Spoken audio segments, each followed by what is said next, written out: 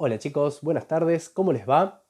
Vamos a hablar del metabolismo de los hidratos de carbono, sobre todo esta cuestión inicial, una introducción al metabolismo. Y por eso tengo que saber para qué me sirve, para qué existe, cuál es el beneficio del metabolismo de los hidratos de carbono.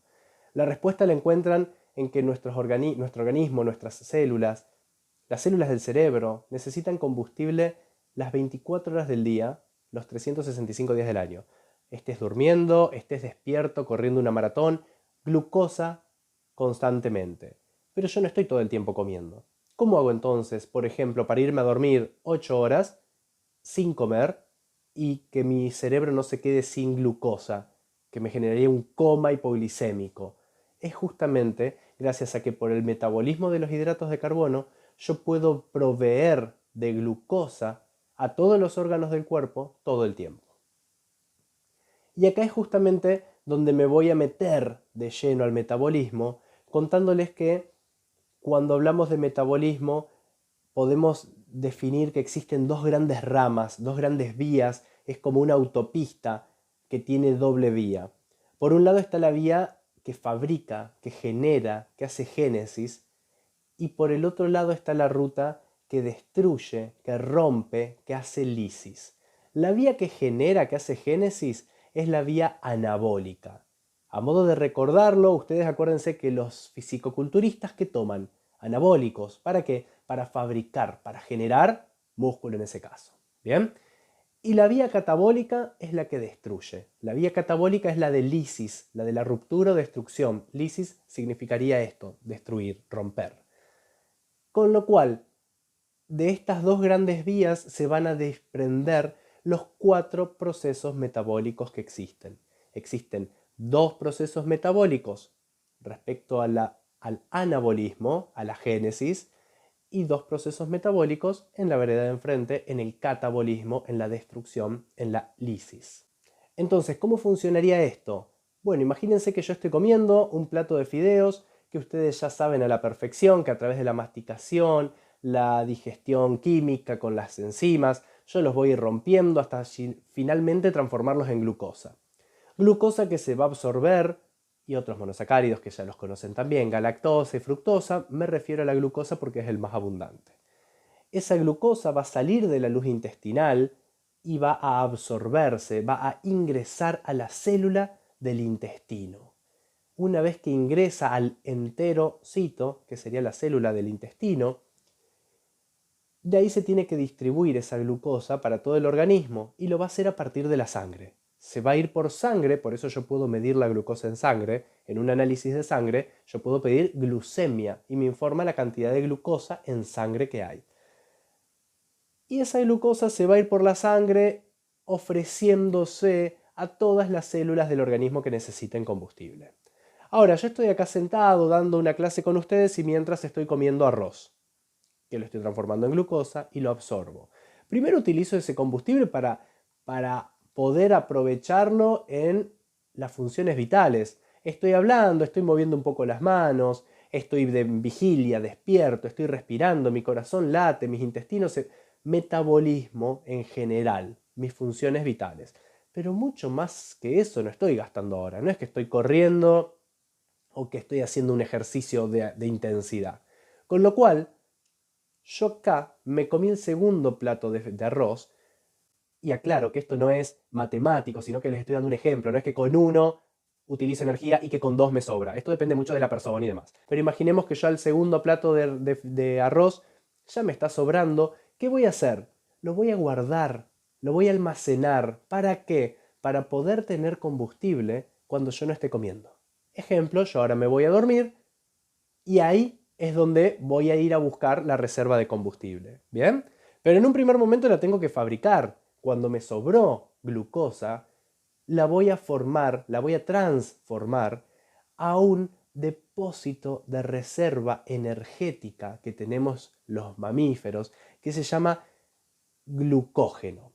El glucógeno son un montón de moléculas de glucosa que se unen y me forman una molécula grande que es muy parecida, muy parecida a la almidona amilopectina. ¿Recuerdan almidón amilopectina cuando vimos clasificación de hidratos de carbono que tenía glucosas unidas por enlace alfa 1,4, que era la estructura lineal, y tenía sus ramificaciones, que eran enlaces alfa 1,6?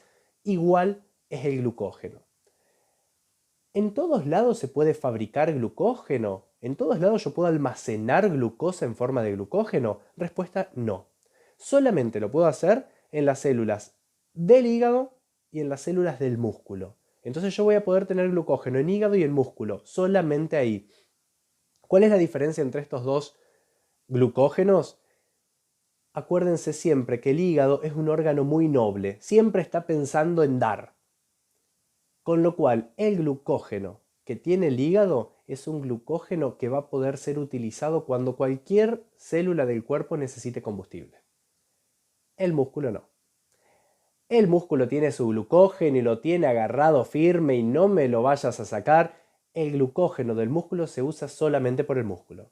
Bien, también se explica porque el músculo consume mucho combustible, ¿sí? Es uno de los grandes gastadores de combustible del organismo. Bien.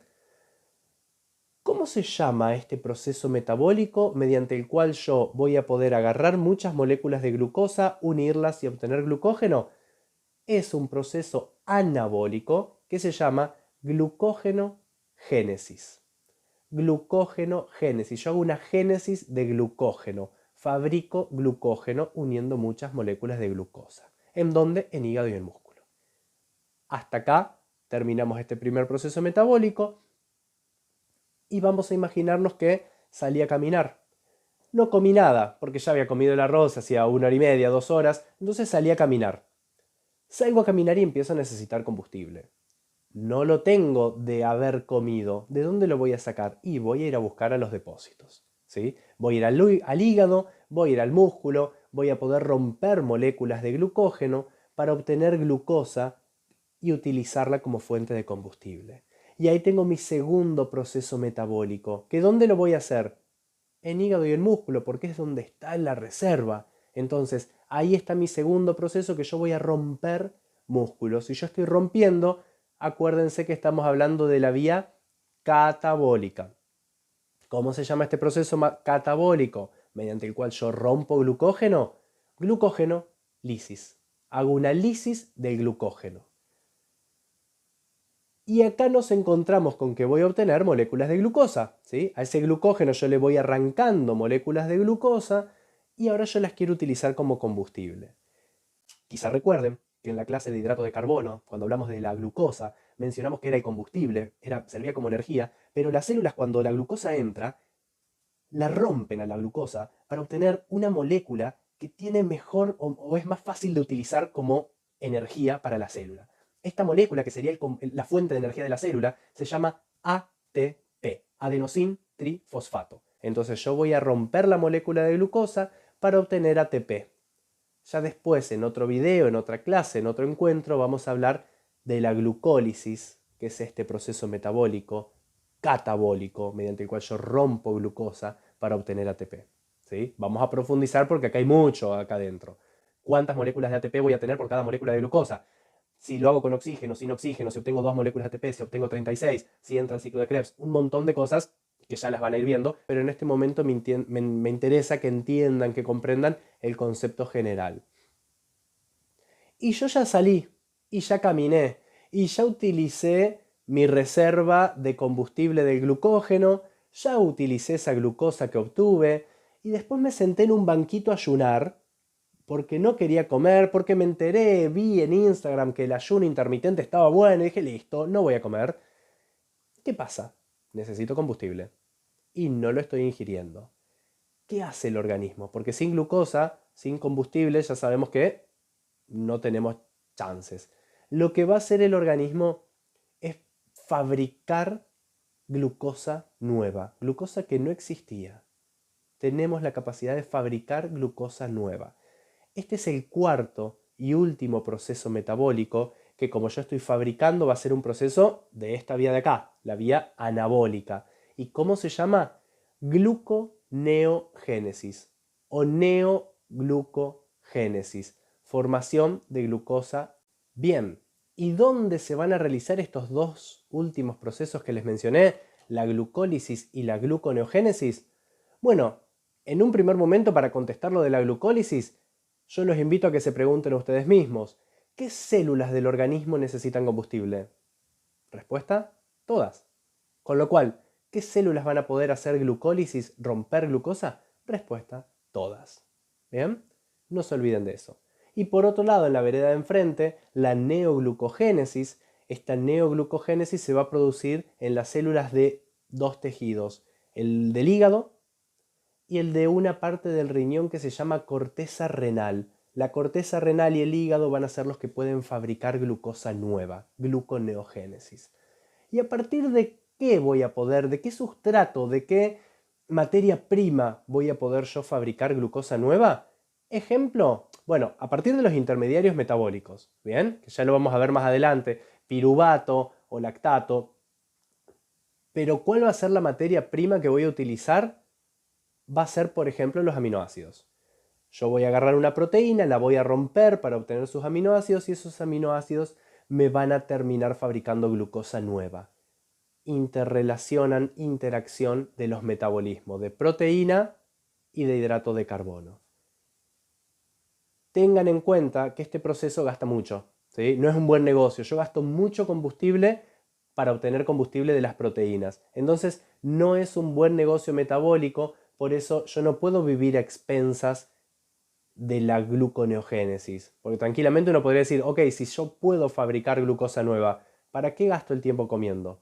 Que tengo que ir, cocinar, comprar comida, gastar plata, cocinar, ensucio, me siento, como, tengo que lavar 4 veces al día. Bueno, respuesta, no podemos vivir a expensas de la gluconeogénesis porque por un lado gasta mucho combustible, no es negocio. Para obtener combustible gastas combustible. Y por otro lado, porque acuérdense que estamos sacando, por ejemplo, ¿a partir de qué? De la proteína.